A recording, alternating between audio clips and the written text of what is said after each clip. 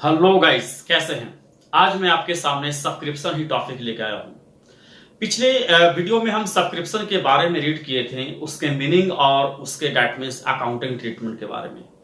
बच्चों, आज जो मैं वीडियो बनाने जा रहा हूं, आज वीडियो इसलिए ज्यादा इंपॉर्टेंस हो जाता है कि आज का वीडियो अगर आप सब्सक्रिप्शन का समझ जाते हैं तो आप नॉट फॉर प्रॉफिट ऑर्गेनाइजेशन में जो भी आप इनकम एंड एक्सपेंडिचर अकाउंट बनाने जा रहे हैं तो उसमें बहुत ही ये आपको मदद करेगा। बच्चों, आज का जो वीडियो है, आज के वीडियो से हम लोग ये निकालेंगे, दैट मीन्स फाइंड आउट करेंगे कि calculation of subscription current year में कैसे निकाला जाता है। मतलब करंट ईयर के सब्सक्रिप्शन को कैसे दैट मीन्स फाइंड आउट करना है और to be shown on the income side of income and expenditure account, और इनकम एंड एक्सपेंडिचर अकाउंट में से शो कैसे किया जाता है। तो आज चलिए आज हम लोग पढ़ते हैं कि कैलकुलेशन ऑफ सब्सक्रिप्शन को पढ़ने के लिए हमें कुछ पॉइंट फाइंड आउट करना होगा, कुछ कंसेप्ट को जानना होगा। अगर वो कंसेप्ट हम अच्छी तरह से क्लियर कर लेंगे तो सब्सक्रिप्शन बनाना बहुत ही आसान हो जाएगा। जैसे बच्चों, हमने पिछले दैट मींस क्लास में हमने बताया था कि सब्सक्रिप्शन एक रेवेन्यू रिसिप्ट होता है और केवल इनकम एंड एक्सपेंडिचर अकाउंट में केवल करंट ईयर का ही सब्सक्रिप्शन जाता है। तो जब कोई सब्सक्रिप्शन देते हैं, ऐसा कोई जरूरी नहीं कि एक मेंबर हमेशा करंट ईयर का ही दे। हो सकता है कि बहुत सारे मेंबर्स ऐसे होते हैं जो दैट मींस लास्ट ईयर का भी सब्सक्रिप्शन नहीं दे पाते हैं, तो वो करंट ईयर में लास्ट ईयर का सब्सक्रिप्शन दे देते हैं। या ऐसे मेंबर्स भी होते हैं जो करंट ईयर में दैट मींस फ्यूचर्स ईयर का सब्सक्रिप्शन दे देते हैं। हो सकता है वो बोले होंगे कि मैं रहूं या ना रहूं, दैट मींस आप नेक्स्ट ईयर का भी सब्सक्रिप्शन आप ले लो। तो इस केस में हमें यह देखना होगा कि आपका लास्ट ईयर का जो सब्सक्रिप्शन है और आपका जो फ्यूचर ईयर का सब्सक्रिप्शन है वो कितना इंक्लूड है। जितना दैट मींस करंट ईयर में जितना ड्यूरिंग द ईयर हमने रिसीव किया है उसमें से लास्ट ईयर और फ्यूचर ईयर के सब्सक्रिप्शन को माइनस करेंगे तो एक्चुअल मेरा करंट ईयर का सब्सक्रिप्शन हो जाएगा। और जो करंट ईयर का जो सब्सक्रिप्शन होगा वही करंट ईयर का सब्सक्रिप्शन इनकम साइड में इनकम एंड एक्सपेंडिचर अकाउंट में शो किया जाएगा। दैट मींस हम कह सकते हैं कि जब भी अगर हम लोग सब्सक्रिप्शन अकाउंट बनाएं या टेबल फॉर्म में सब्सक्रिप्शन को बनाएं तो केवल हमको करंट ईयर्स का ही लेना है। अगर उसमें कोई पास्ट ईयर का सब्सक्रिप्शन मिला हुआ है या उसमें कोई नेक्स्ट ईयर का सब्सक्रिप्शन मिला हुआ है तो उसको वहां से सब्ट्रैक्ट करके हटा दिया जाएगा। तो आज हम लोग इसी पे डिस्कस करने वाले हैं कि किस सब्सक्रिप्शन को रखना है और किस सब्सक्रिप्शन को नहीं रखना है। उसके लिए मैं आपको एक टेबल समझा रहा हूं। एक टेबल की मदद से आप बहुत ही अच्छी तरह से आप सब्सक्रिप्शन समझ जाओगे और कभी आपका गलती नहीं होगा।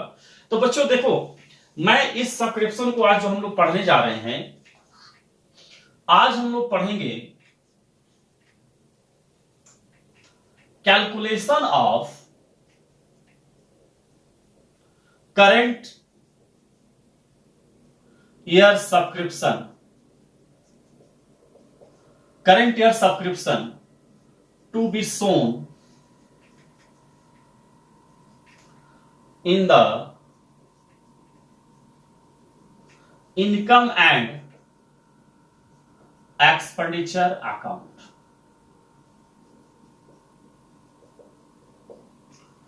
बच्चों, आज तो हम लोग पढ़ेंगे करंट ईयर का सब्सक्रिप्शन को कैसे कैलकुलेट किया जाता है, जिसको शो किया जाएगा इनकम एंड एक्सपेंडिचर अकाउंट में। तो इसके लिए मैं कुछ ट्रिक दे रहा हूं, देखिए आप ध्यान से इसको देखिए। जस्ट मैं एक ट्रिक से बता रहा हूं। ये मैं 5 डब्बा ले लेता हूं।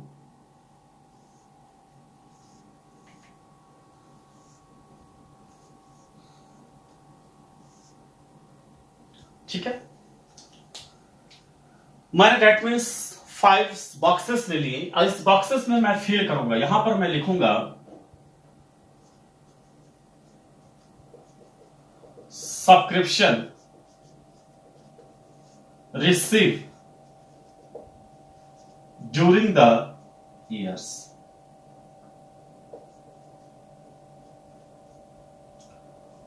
माने हमने उस ईयर में ड्यूरिंग द ईयर्स, मतलब अगर हम 1 अप्रैल 2017 से लेकर मान लीजिए 31 मार्च 2017 का बना रहे हैं तो 1 अप्रैल 2016 से लेकर 31 मार्च 2017 तक हमने जो उस एक साल में, एक साल ड्यूरिंग द ईयर का मतलब जिस साल का हम करेंट ईयर का बना रहे हैं उस करेंट ईयर में टोटल सब्सक्रिप्शन हमने कितना रिसीव किया।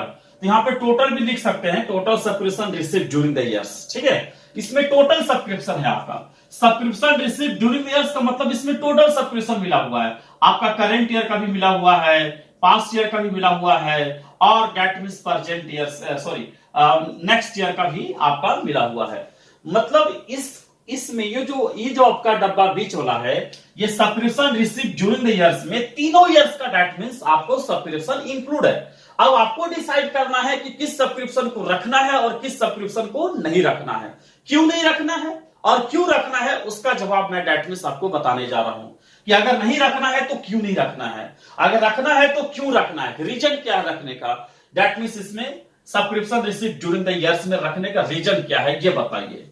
तो बच्चों पहले आप लोग क्या करेंगे, subscription receive during the years आपके क्वेश्चंस में लिखा रहेगा कि total subscription receive during the years, उस साल में जिस साल का हम सब्सक्रिप्शन बना रहे हैं उस साल में टोटल सब्सक्रिप्शन हमने कितना रिसीव किया। तो इस टोटल सब्सक्रिप्शन में आपका पास्ट का भी होगा, प्रेजेंट का भी होगा, फ्यूचर्स का भी होगा, ठीक है। तो हमें दैट मींस इस पास्ट प्रेजेंट फ्यूचर्स का जो दिया हुआ तीनों में से केवल करंट ईयर्स का रखना है। तो जाहिर सी बात है कि पास्ट और फ्यूचर को माइनस कर देंगे तो ऑटोमेटिक करंट का ईयर आ जाएगा।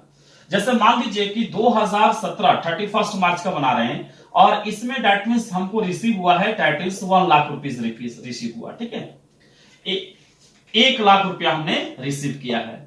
अब इस 2017 में 1 लाख रिसीव किया तो 2016 का 20,000 रुपया है और 2018 का दैट मींस 20,000 है या 30,000 है, ठीक है।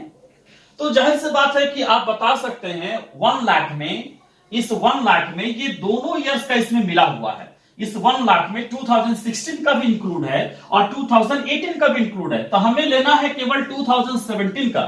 जो वीडियो देख रहे होंगे वो भी मन में इसका दैट मींस आंसर निकालेंगे और निकाल भी लिए होंगे शायद कि जब 1 लाख रुपया हमने टोटल रिसीव किया है और इसमें से 2016 का मिला हुआ है 20,000 और 2018 का मिला हुआ है 30,000, तो जाहिर सी बात है कि इस 1 लाख में से अगर हम 50,000 रुपया माइनस कर देंगे, क्योंकि इस ईयर का नहीं है, हमें सब्सक्रिप्शन करंट ईयर का केवल लिया जाता है, तो जो मेरा बचेगा दैट मींस वो 50,000 वही इनकम एंड एक्सपेंडिचर अकाउंट में शो करेंगे। 1 लाख में से 50 गया 50,000। रीजन है कि हम लोग जब भी इनकम एंड एक्सपेंडिचर अकाउंट बनाएंगे तो पहले ही हमने बता दिया कि केवल करंट ईयर का सब्सक्रिप्शन रिसीव करना है, पास्ट ईयर और फ्यूचर्स ईयर का अगर कोई सब्सक्रिप्शन होता है तो इसे दैट मींस सब्ट्रैक्ट करके हटा देना है, ठीक है। अभी देखिए जस्ट मैंने इसका बताया, देखिए अब किसको किसको हम लोग माइनस करते हैं, किसको किसको प्लस करते हैं, ये आपको समझना है। तो subscription receive during the years, ठीक है। यहां पर मैं जस्ट लिख रहा हूं outstanding subscription receive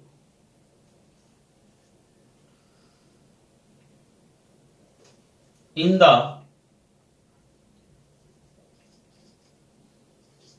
beginning of the years, ठीक है, बिगिनिंग ऑफ द ईयर्स। फिर बेटा इसमें है आउटस्टैंडिंग, ओएस का मतलब आउटस्टैंडिंग सब्सक्रिप्शन रिसीव्ड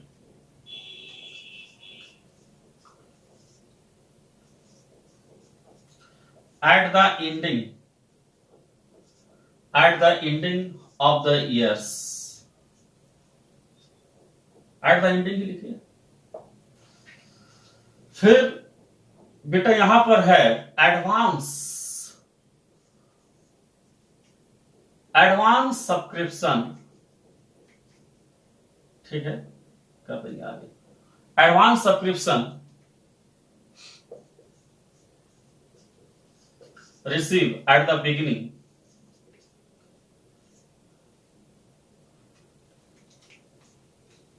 ये आपको याद रखना है, advance subscription receive at the beginning, और ये आपका है advance subscription receive at the ending, ठीक है बेटा। ये यही एक 4 पॉइंट है जो पूरे सब्सक्रिप्शन को डेट मीन्स कैलकुलेट करता है। इसी 4 पॉइंट को याद रखना है। मैं फिर से एक बार रिपीट कर देता हूं। Outstanding subscription receive at the beginning of the years. Outstanding का मतलब ड्यू होता है, अनपेड होता है, जो अभी तक पेड नहीं हुआ है, ठीक है। Outstanding subscription receive at the ending, ending की बात हो रही है। और advance subscription receive at the beginning and advance subscription receive at the ending. जैसे मैं एक डेट ले लेता हूं, जैसे मान लीजिए कि हम लोग सपोज कर लीजिए कि हम लोग बना रहे हैं, सपोज कर लीजिए कि मान लीजिए 31 मार्च 2019 का बना रहे हैं। मतलब हम लोग जो इनकम एक्सपेंडिचर अकाउंट बना रहे हैं वो 31 मार्च 2019 का बना रहे हैं, या सब्सक्रिप्शन भी बना रहे हैं, अकाउंटिंग बना रहे हैं तो 31 मार्च 2019। तो बेटा जब 31 मार्च 2019 है तो outstanding subscription receive at the beginning, इसका बिगिनिंग क्या होगा? तो इसका बिगिनिंग होगा 1 अप्रैल 2018, या इसको हम लोग डेट मीन्स और बोल सकते हैं 1 अप्रैल 2018 बोलो, या तो आप इसे 31 मार्च 2018 बोलो। दोनों सेम है बेटा, क्योंकि मार्च के बाद अप्रैल आ रहा है, ठीक है। ठीक इसी तरह से outstanding subscription receive at the ending है तो एंडिंग में हम लोग डेट मीन्स वही लेंगे 31 मार्च 2019। फिर यहां पर भी उसी तरह से advance subscription receive at the beginning है तो यहां पर भी डेट मीन्स हम लोग बोल सकते हैं 1 अप्रैल 2018 बोलो, या 31 मार्च 2009 सॉरी 18, है ना। फिर बेटा एंडिंग है तो इसको हम लोग ऐसे करेंगे 31 मार्च 2019। तो ये मैंने एक ईयर ले लिया है, जस्ट हम लोग बना रहे हैं 31 मार्च 2019, तो सब्सक्रिप्शन होना चाहिए 1 अप्रैल 2018 से लेकर 31 मार्च 2019 तक का सब्सक्रिप्शन होना चाहिए। उसके पहले 19 के आगे होगा तो उसको सब्ट्रैक्ट कर देंगे, ठीक है। करंट ईयर का टेबल होना चाहिए।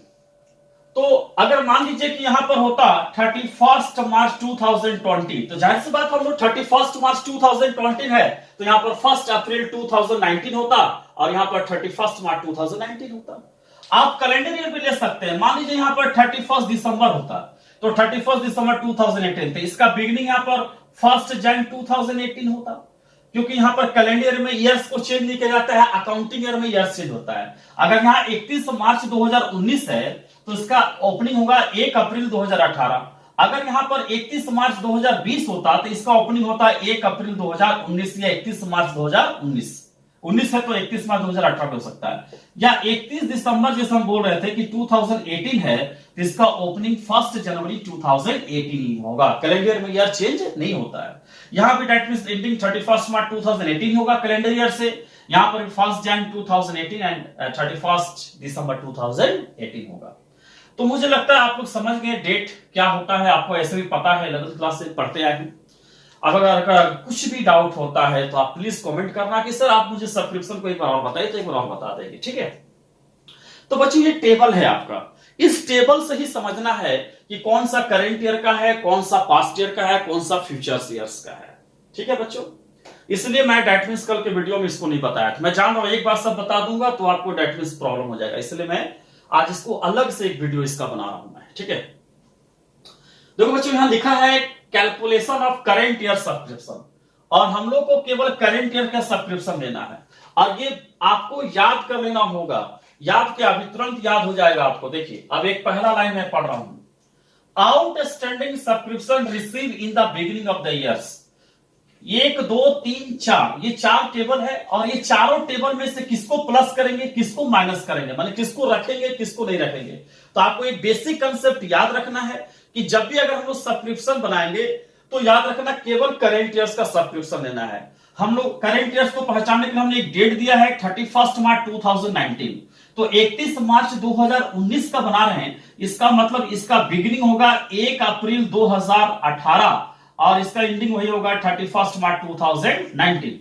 मतलब 1 अप्रैल 2018 से लेकर 31 मार्च 2019 का बीच का जो सब्सक्रिप्शन होगा उसको हम लोग रखेंगे, उसको डेट मींस बिजनेस में रखेंगे, ऑर्गेनाइजेशन में रखेंगे, मतलब उसको ऐड करेंगे। और इसके पहले अगर कोई सब्सक्रिप्शन होगा 2018 का या 2019 के बाद का कोई सब्सक्रिप्शन होगा, उस ईयर का नहीं होगा, उस अकाउंटिंग ईयर्स का नहीं होगा, तो उसे हम लोग माइनस कर देंगे। तो वही तो बेटा हम लोग को पहचानना है, कौन सा सब्सक्रिप्शन करेंट ईयर का है और कौन सा सब्सक्रिप्शन पास्ट ईयर का है और कौन सा सब्सक्रिप्शन नेक्स्ट ईयर का है। तो यहां पर लिखा हुआ है outstanding subscription receive in the beginning of the years. Outstanding का मतलब होता है ड्यू, ड्यू का मतलब होता है बकाया, अनपेड। एक आउटस्टैंडिंग सब्सक्रिप्शन है जो हमने रिसीव कर लिया ईयर्स के बिगिनिंग में, मतलब शुरुआत में, मतलब 1 अप्रैल 2018 को हमने सब्सक्रिप्शन रिसीव कर लिया। आउटस्टैंडिंग बकाया सब्सक्रिप्शन, दिमाग लगाना। इसको समझाने के लिए मैं एक एग्जांपल लेता हूं। सपोज कर लीजिए राहुल नाम का लड़का मेरे पास पढ़ाई करता है, ठीक है, और वो मुझे मंथली फी दे रहा है। आप यहां पहले मंथली पे देखिए फिर ईयरली में आते हैं। तो वो मुझे मंथली फी दे रहा है और 1 जनवरी को वो आता है और बोलता है, मान लीजिए मंथली मेरे को 1000 रुपया दे रहा है, ठीक है। राहुल नाम का लड़का जो है 1 जनवरी को मेरे पास आ रहा है मंथली फी लेकर और ये 1000 रुपया लेके आ रहा है। राहुल मेरे को 1000 रुपया दे रहा है और बोल रहा है सर ये आउटस्टैंडिंग फी है। मतलब 1 जनवरी को मेरे पास वो आ रहा है और बोल रहा है कि सर ये आउटस्टैंडिंग फी है। आउटस्टैंडिंग का मतलब ये बकाया फी है, ड्यू फी है ये। बच्चों आप अपने जो वीडियो देख रहे होंगे तो आप अपने मन में इसका जवाब जरूर निकालना और रखना। अब मैं जो कहूंगा वो आपका जवाब सही होता है कि नहीं ये जरूर करना, ठीक है। तो फिर से इसको समझो। 1 जनवरी को एक लड़का आता है मेरे पास, मान लो मंथली फी, मैं मंथली से पढ़ाता हूं, और वो लड़का बोल रहा है कि सर 1 जनवरी को आके बोल रहा है कि 1000 रुपया फी लीजिए सर, ये आउटस्टैंडिंग फी है। तो मेरा सवाल आपके सामने ये है, जो लोग भी देख रहे हैं, कि जब 1 जनवरी को ये बंदा मेरे को 1000 रुपया दे रहा है और बोल रहा है कि सर ये आउटस्टैंडिंग फी है, आउटस्टैंडिंग का मतलब अनपेड बकाया फी है, तो मेरा सवाल है कि ये जो फी मेरे को 1000 दिया 1 जनवरी को, ये किस मंथ का फी दिया।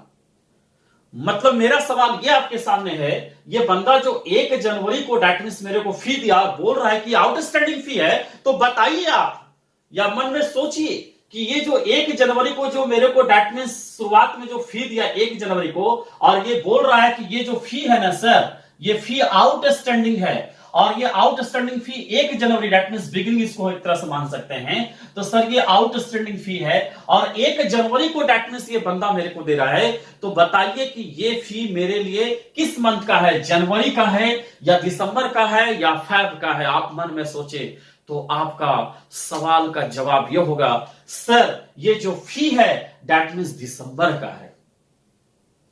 कोई बच्चे सोच रहे होंगे सर कैसे, बताइए, क्यों कोई बच्चे को समझ में आ गया। बेटा सोचो, एक बंदा आता है मेरे पास 1 जनवरी को फी देता है और वो 1 जनवरी को फी दे रहा है और बोल रहा है सर ये आउटस्टैंडिंग फी है। आउटस्टैंडिंग का मतलब बकाया फी है, इसका मतलब वो दिसंबर में पड़ चुका था मेरे पास और वो दिसंबर का फी मेरे पास 1 जनवरी को लेके आ रहा है। ये तो नहीं बोल रहा है सर ये एडवांस फी है। अगर वो एडवांस बोलता 1 जनवरी को वो मेरे को फी देता और बोलता कि सर एडवांस फी है, तो इसका मतलब वो बंदा अभी आया है और इस मंथ में जैसे आया और पढ़ना स्टार्ट किया और मेरे को फी दे दिया। तो उसकी बात हम लोग अलग करेंगे। अब इसकी बात करते हैं कि डेट मींस 1 जनवरी को मेरे को फी दिया और डेट मींस ये आउटस्टैंडिंग फी है और ये बिगिनिंग का है, तो इसका मतलब ये बकाया फी 1 जनवरी को दे रहा है, इसका मतलब दिसंबर का दे रहा है, क्योंकि जनवरी तो अभी फी पढ़ा ही नहीं। वो तो बोला सर बकाया फी लीजिए, 1 जनवरी को बकाया फी लीजिए। सोचिए आप 1 जनवरी को आप जाते हैं और बोलते हैं बकाया लीजिए, तो बकाया लीजिए तो डेट मींस किस मंथ का लीजिए, दिसंबर का लीजिए। आप किसी खटाल में दूध लेने जाते हो और उसको आप बोलते हो 1 जनवरी को जाके कि सर बकाया दूध का पैसा लीजिए, तो वो किस मंथ का लेगा, दिसंबर का आपका मानेगा, बल्कि जनवरी का वो कैलकुलेट नहीं करेगा। तो बेटा इसका मतलब ये हुआ कि जब 1 जनवरी को बिगिनिंग वो दे रहा है और कोई आउटस्टैंडिंग फी दे रहा है, तो हम उसका फी ले रहे हैं दिसंबर का मान रहे हैं, दिसंबर का डेट मींस पीछे मंथ का मान रहे हैं। तो यहां पर तो मंथ की बात थी, तो यहां पर अब ईयरली में अगर आ जाते हैं कि 1 अप्रैल 2018 को कोई हमको फी दे रहा है, तो 1 अप्रैल 2018 को कोई हमको फी दे रहा है और बोल रहा है कि सर ये बकाया सब्सक्रिप्शन कोई दे रहा है और बोल रहा है सर ये बकाया है, आउटस्टैंडिंग सब्सक्रिप्शन है, तो हमें ये समझना चाहिए जिस तरह से यहां देखे कि 1 जनवरी को कोई हमको फी दिया तो हम उसे दिसंबर का माने, तो अब यहां भी हम लोग देखेंगे कि ये 1 अप्रैल 2018 कर दिया, तो हम दैट मींस इसको हम लोग इस ईयर का तो नहीं मान सकते, उसके पीछे ईयर्स का मान सकते हैं। इसका मतलब 1 अप्रैल 2018 का दिया तो इसके एक साल पीछे दैट मींस 2017 का ये दिया। और हम बना रहे हैं 18-19 का, हम लोग जो बना रहे हैं वो 18-19 का बना रहे हैं, 18-19 अकाउंटिंग ईयर्स का बना रहे हैं। और ये जो मेरे को फी दिया दैट मींस 17 और 18 को दिया, मैंने 17-18 पीछे का दिया 2017, मैंने 17-18 को दिया। तो बेटा इससे क्लियर होता है कि आउटस्टैंडिंग बिगिनिंग अगर कोई सब्सक्रिप्शन होता है तो वो इस साल का सब्सक्रिप्शन नहीं होता है, करेंट ईयर का सब्सक्रिप्शन नहीं होता है, इसको दैट मींस इसमें क्या करना है, माइनस कर देना है। तो आपको एक याद रखना है कि outstanding subscription at the beginning को माइनस किया जाता है, क्योंकि वो इस साल का है नहीं, करंट ईयर का है नहीं, वो दैट मींस पास्ट ईयर का है, पिछले लास्ट ईयर का है, इसलिए इसको माइनस कर रहे हैं। इसमें से टोटल सब्सक्रिप्शन में से जो आपका टोटल सब्सक्रिप्शन होगा उसमें से माइनस हो जाएगा। ठीक है, तो आपको एक पॉइंट याद रखना है, outstanding subscription receive at the beginning of the year, beginning outstanding subscription at the beginning को माइनस करते हैं, आउटस्टैंडिंग सब्सक्रिप्शन को एट द बिगिनिंग को क्या करते हैं, माइनस करते हैं। क्लियर है? अब देखिए इसका, देखिए outstanding subscription receive at the ending की बात करते हैं। इसमें भी एक एग्जांपल ले लेते हैं। मान लो कोई बंदा आया और 31 मार्च को या 28 फरवरी को आया, मेरे पास कोई लड़का आया और बोला सर ये लीजिए सर आउटस्टैंडिंग फी लीजिए। 28 फैब को आया और बोला सर आउटस्टैंडिंग फी लीजिए, मतलब 28 फैब को हमने आउटस्टैंडिंग फी रिसीव किया, तो बताइए किस मंथ का फी होगा। 28 फैब को आया और बोला सर ये बकाया फी लीजिए, इसका मतलब ये हो गया कि ये पूरा फैब पढ़ चुका है, अब पढ़ने के बाद वो बोल रहा है बकाया फी लीजिए, तो इसका मतलब वो उसी मंथ का है, फैब का है, फरवरी का है। कोई बंदा जाता है, दैट मींस मान लो दूध की बात करते हैं, दूध का दैट मींस उसका मंथली पूरा होता है 31 मार्च को, और 31 मार्च को वो जाता है, पैसा बोलता है सर लीजिए दूध का पैसा लीजिए, बोलता है ना, तो आप क्या दूध वाला खटाल क्या अप्रैल का लेने लगता है, नहीं वो मार्च का ही फी लेता है। तो जब कोई सब्सक्रिप्शन हमको ईयर की एंडिंग में मिल रहा है, दैट मींस ईयर की एंडिंग में, इसका मतलब जैसे मिल रहा है हमें outstanding subscription receive at the ending, तो वो 31 मार्च 2019 को मिल रहा है, तो 31 मार्च 2019 का मिल रहा है, और बकाया आउटस्टैंडिंग मिल रहा है, मतलब ड्यू वाला मिल रहा है जो बकाया है, इसका मतलब वो जो सब्सक्रिप्शन है 1 अप्रैल 2018 से लेकर 31 मार्च 2019 तक का सब्सक्रिप्शन है, मतलब पूरे एक साल का सब्सक्रिप्शन है, वो करेंट ईयर का सब्सक्रिप्शन है। तो आपको याद रखना होगा कि outstanding subscription receive at the जो एंडिंग होता है बेटा, वो जो होता है ये प्लस होगा। ठीक है, तो आपको 2 पॉइंट समझ में आ गया कि outstanding subscription receive at the beginning को हम लोग माइनस करते हैं और outstanding subscription receive at the ending को प्लस करते हैं। क्यों करते हैं, रीजन दिया कि ये करंट ईयर्स का है, ये दैट मींस पास्ट ईयर का है, पिछले ईयर का, हमने बता भी दिया। अब जस्ट इधर आ जाते हैं, advance subscription receive at the beginning, मतलब जो हम एडवांस सब्सक्रिप्शन रिसीव किए हैं वो बिगिनिंग में रिसीव किए। बहुत अच्छा एग्जांपल है। फिर उसी तरह से कोई बंदा आता है 1 जनवरी को और एडवांस दे देता है।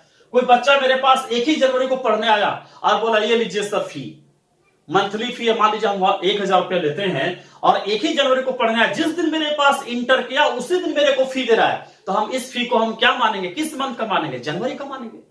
मतलब 1 जनवरी को मेरे पास वो पढ़ने आ रहा है और 1 ही जनवरी को डेट मींस फी दे देता है, सर ये लीजिए सर फी लीजिए सर आपका 1 मंथ का फी लीजिए, तो हम किस मंथ का फी मानेंगे, जनवरी का ही मानेंगे, क्योंकि डेट मींस उसी साल मैंने उसी मंथ वो एडवांस में दिया। तो ये तो मंथ की बात हो रही थी, ईयरली। आइए देखिए क्या लिखा है, ये लिखा है 1 अप्रैल बिगिनिंग है, कोई हमको 1 अप्रैल को कोई एडवांस देगा, 2018 में एडवांस सब्सक्रिप्शन देगा, 1 अप्रैल को कोई हमको एडवांस दिया, तो हम ये समझेंगे कि 1 अप्रैल को दिया और भी पूरा ईयर कंप्लीट नहीं हुआ है, इसका मतलब वो पूरा 31 मार्च 2019 तक का है।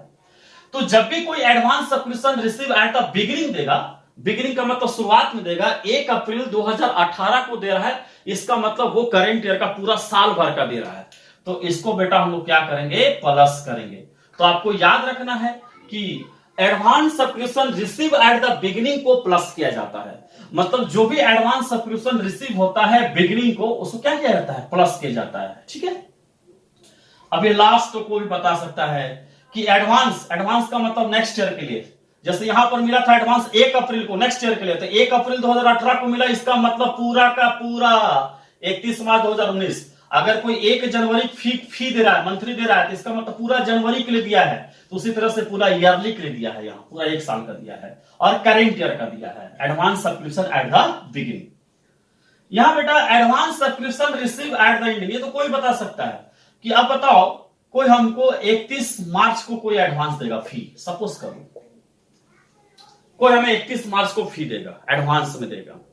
तो जब 31 मार्च को एडवांस में फी देगा, अब बोलेगा सर एडवांस है, 31 मार्च को दिया और बोला एडवांस है, तो क्या हम मार्च का फी मानेंगे? अरे बोलो ना राहुल, मार्च का मानेंगे? तेरा नाम से तो बना रहे थे क्वेश्चंस, किसका मानेंगे बताओ? किसका? गुड, हाँ अप्रैल का मानेंगे।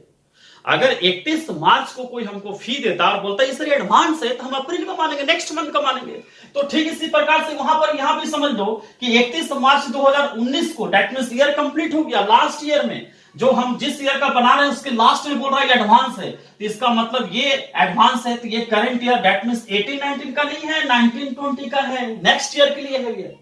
तो ये जब नेक्स्ट ईयर के लिए है, ये जब नेक्स्ट ईयर के लिए है, तो इस साल का तो नहीं है, इसलिए बेटा इसको क्या करेंगे, इसको माइनस करेंगे। तो इस तरह से 4 कंसेप्ट हमने देखा, को याद रखना है कि outstanding subscription receive at the beginning को दैट मींस माइनस करते हैं, क्योंकि पास्ट ईयर का होता है, ये पास्ट ईयर का होता है, इसको याद रखना, ये पास्ट ईयर का होता है। ये that means outstanding subscription receive at the beginning क्या होता है, प्रीवियस ईयर के लिए होता है, ये प्रीवियस ईयर है, इसलिए इसको माइनस कर रहे हैं। और that means outstanding subscription receive at the ending जो होता है, ये करंट ईयर के लिए होता है, CY करंट ईयर के लिए होता है। और advance subscription receive at the beginning भी क्या होता है बेटा, करंट ईयर के लिए होता है। और advance subscription receive at the ending जो होता है बेटा, ये नेक्स्ट ईयर के लिए होता है, नेक्स्ट ईयर। तो इससे क्लियर पता चल जाता है, इससे पता चल जाता है कि outstanding subscription receive at the beginning को हम लोग माइनस करेंगे, outstanding subscription receive at the ending को प्लस करेंगे, करंट ईयर का है। Advance subscription at the beginning को प्लस करेंगे क्योंकि करंट ईयर का है, और advance subscription receive at the ending को माइनस करेंगे क्योंकि नेक्स्ट ईयर का है।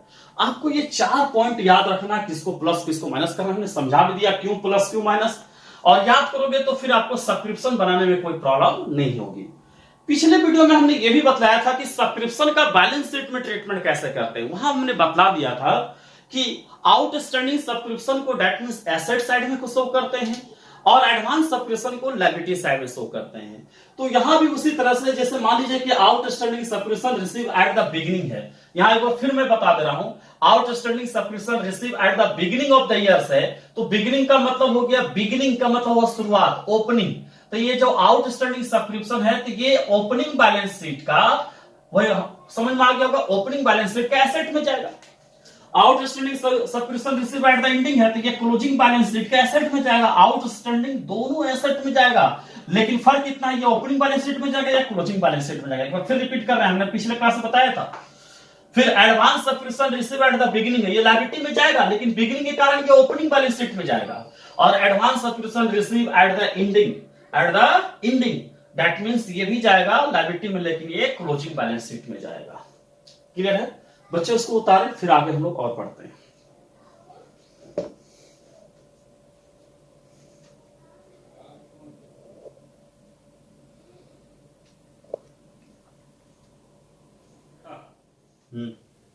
समझ गया ना?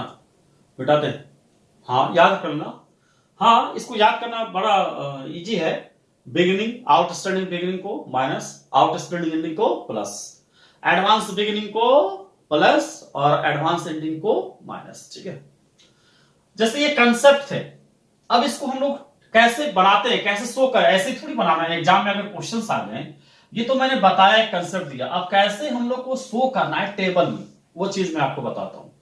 सब्सक्रिप्शन को हम लोग 2 तरह से बना सकते हैं, एक स्टेटमेंट फॉर्म में बना सकते हैं और एक अकाउंट फॉर्म में बना सकते हैं। तो दोनों फॉर्म बताएंगे। तो अब इसको हम लोग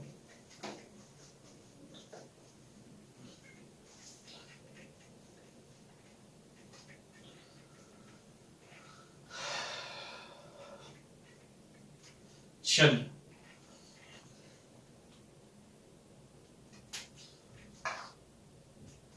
फर्स्ट में आपका है table showing,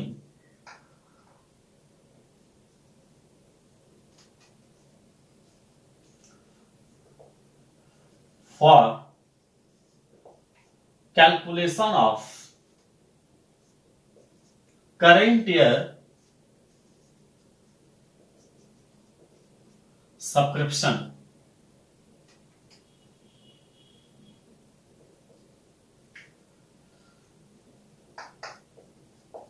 to be shown in the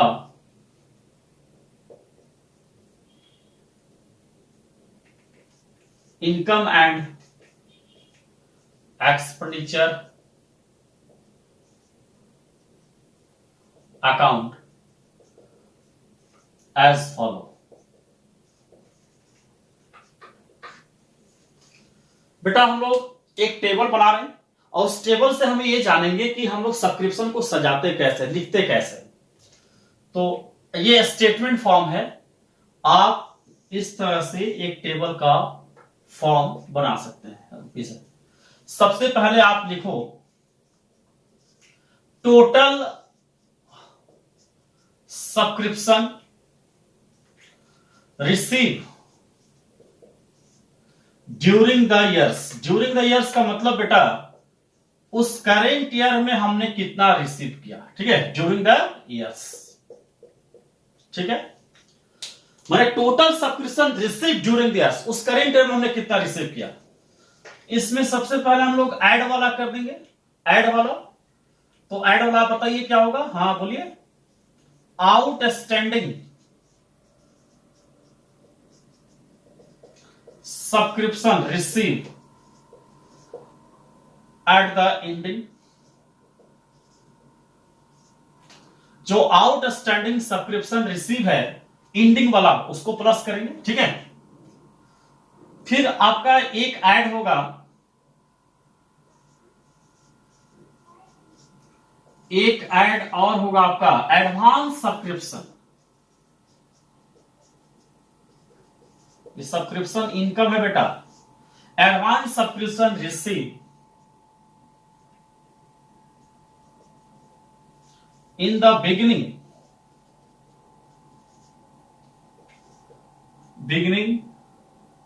years of the years, beginning of the years, ठीक है।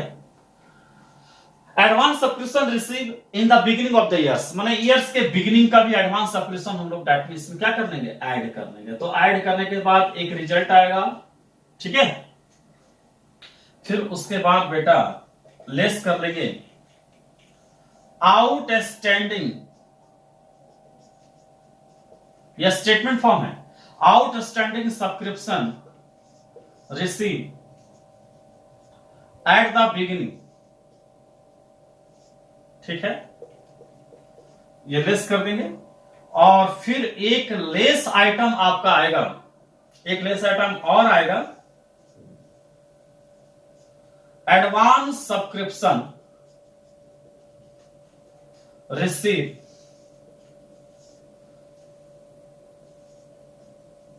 Eight the ending of the years. यहां भी लिख सकते हैं of the years, of the years, ठीक है। तो ये आपका हो गया।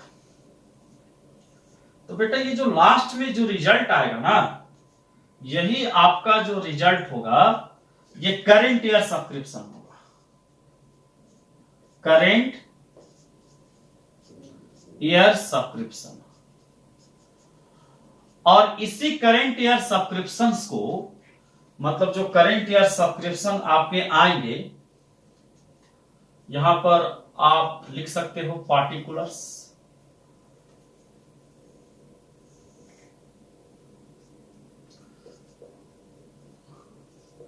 अमाउंट, ठीक बेटा।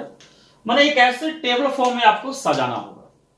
सबसे पहले क्या करना होगा, total subscription receive during the years लिखना है। उसके बाद जो हमने ऐड किया, तो ऐड में तो आपको याद है कि outstanding subscription receive at the ending, इस साल का है तो इसे दैट मींस इसको प्लस करेंगे। Advance subscription at the beginning, वो भी करेंट ईयर का है, दोनों करेंट ईयर प्लस किए, और एक आपका पास्ट ईयर और एक आपका नेक्स्ट ईयर को क्या किया, माइनस किए। Outstanding subscription receive at the beginning of the years and advance subscription receive at the ending of the years, ठीक है। ये जो दूसरा फॉर्म है अकाउंट फॉर्म है।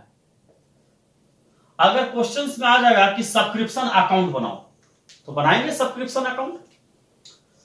तो सब्सक्रिप्शन अकाउंट बनाने आएगा, ठीक है। तो सब्सक्रिप्शन अकाउंट बनाएंगे और यहां पर लिख देना है in the books of club, कोई क्लब का नाम होगा, और फिर subscription account for the year in date जो है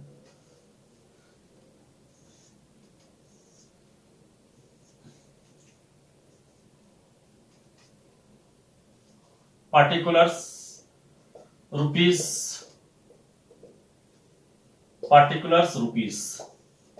डेबिट और क्रेडिट। बेटा ये सब्सक्रिप्शन अकाउंट है, तो इस सब्सक्रिप्शन अकाउंट को समझाने के लिए रटना नहीं है कि इसको इधर डाल दो, डेबिट में डाल दो, इसको क्रेडिट में डाल दो, रट लो, ऐसा नहीं है। इसको मैं समझा रहा हूं, पहले मैं लिख देता हूं, उसके बाद मैं समझाऊं क्यों ये डेबिट किया, क्यों वो क्रेडिट किया, ठीक है। तो जस्ट पहले जैसे यहां पर मैं लिख देता हूं एडवांस सब्सक्रिप्शन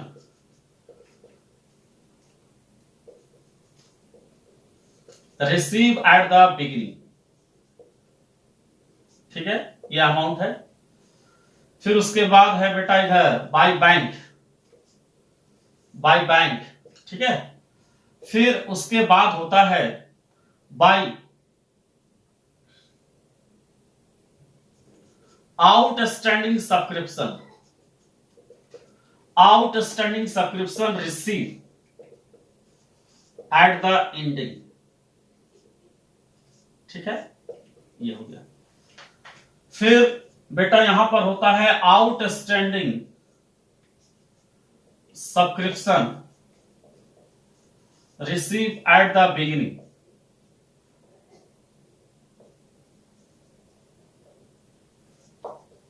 ठीक। फिर यहां पर होता है टू एडवांस सब्सक्रिप्शन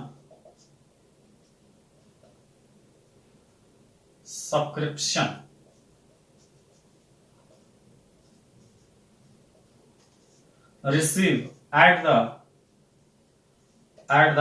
एंडिंग, ठीक है। अब बेटा देखो कैसे करते हैं, थोड़ा ध्यान से देखना।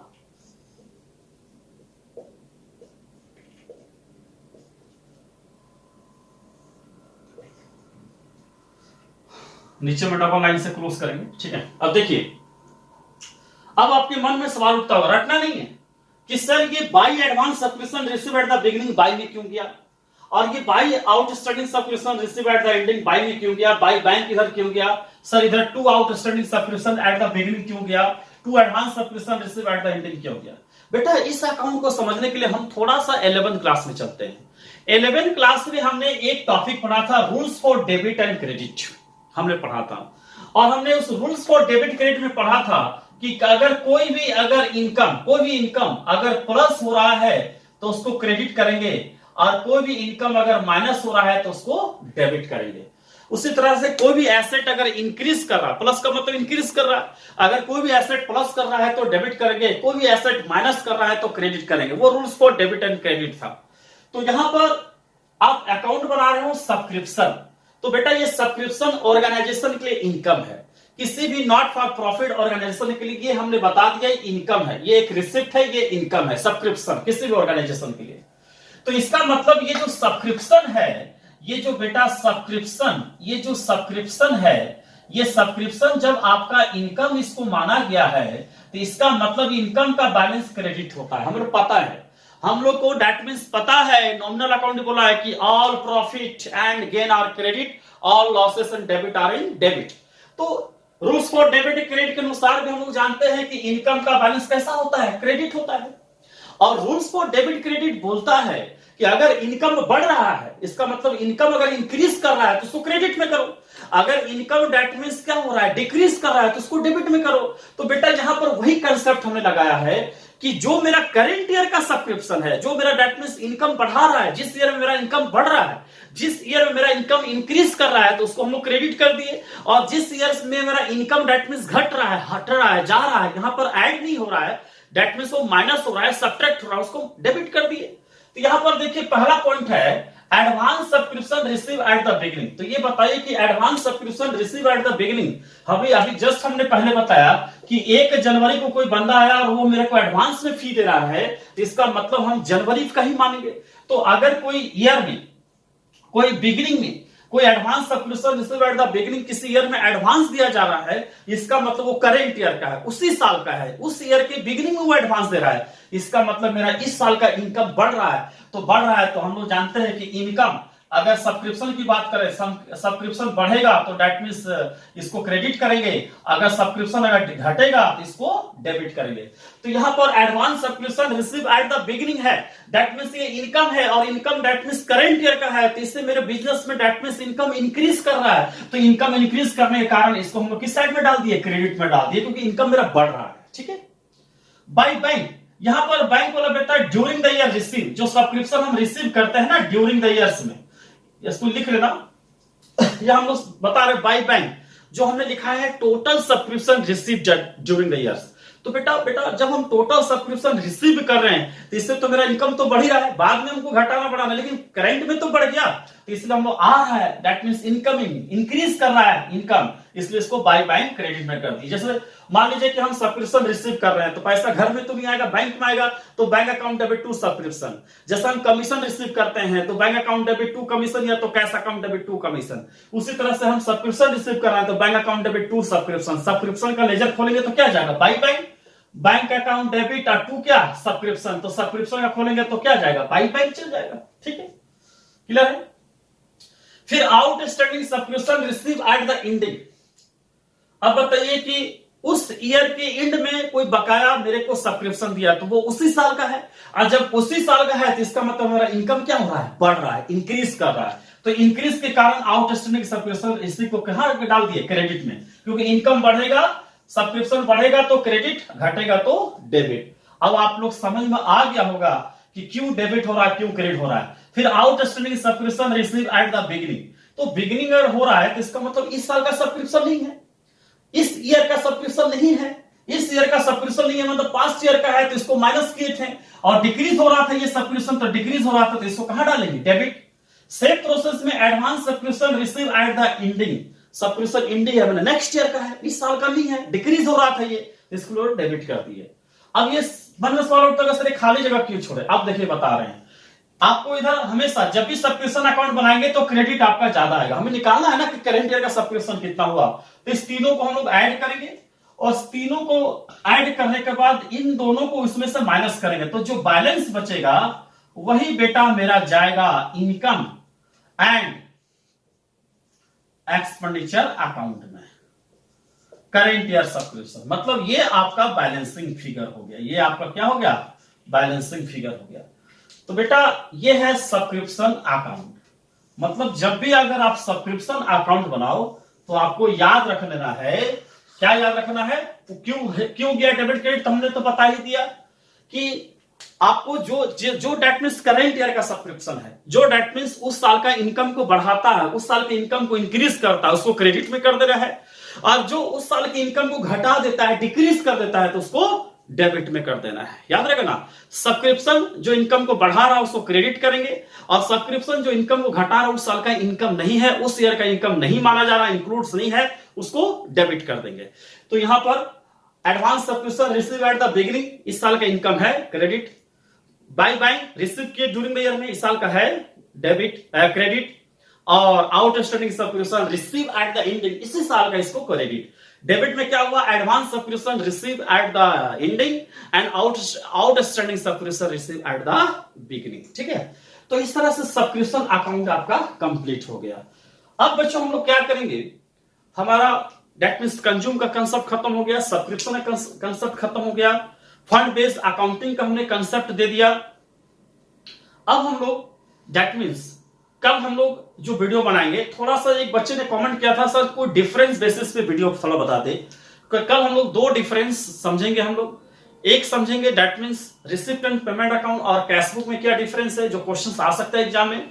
और दूसरा डिफरेंस हम लोग समझेंगे fund based accounting and non fund based accounting में क्या डिफरेंस है। इन दोनों डिफरेंस को पढ़ाने के बाद उसके बाद हम लोग बुक से न्यूमेरिकल्स क्वेश्चंस करेंगे। इसके बाद आप लोग का बनाने का प्रोसेस चलेगा। कंज्यूम का तो मैंने बतला दिया, तो दैट मीन्स आप बना ही लेंगे सारा क्वेश्चंस। सब्सक्रिप्शन का भी कंसेप्ट दे दिया, अगर आप किताब खोल के बनाना बैठोगे तो जरूर बनेगा 100%। आप केवल ट्राई करो, 100% बनेगा। और नहीं तो मैं दैट मीन्स टीएस गिरवाल और एसके सिंह के बुक्स को शुरू से बताऊंगा। तो नेक्स्ट डिफरेंस के बाद अब हम लोग का न्यूमेरिकल्स क्वेश्चन चलेंगे, चाहे जितने देर चले, ठीक है। तब तक के लिए आपको सारा कंसेप्ट को दैट मीन्स पढ़ो। हाँ, और एक चीज बात, कोई अगर डाउट होता है तो आप कमेंट जरूर करो। कमेंट नहीं करोगे तो हमें पता कैसे चलेगा। और चैनल को सब्सक्राइब करो बेटा, अगर सब्सक्राइब करोगे तो आपको वीडियो आप तक पहुंच जाएगा। और अगर ये वीडियो अच्छा लग रहा है तो ज्यादा से ज्यादा शेयर करो, जिसके कारण लोगों को भी फायदा हो लॉकडाउन में। चलो चलो बच्चों, ओके ठीक है।